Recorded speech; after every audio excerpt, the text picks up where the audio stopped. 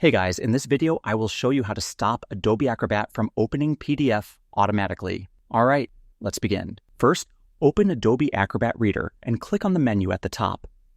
Then go to Preferences. In Preferences, select Internet. Then click on Internet Settings. From there, go to Programs and select Manage Add-ons.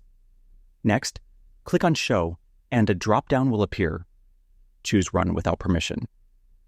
Here you will see Adobe PDF Reader listed. If it is enabled, just disable it. This will prevent Acrobat Reader from opening PDFs automatically.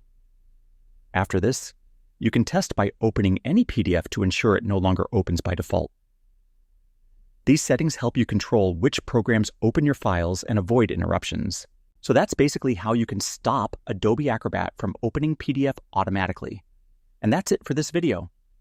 If you find this helpful, consider subscribing and giving this a big thumbs up. Thanks.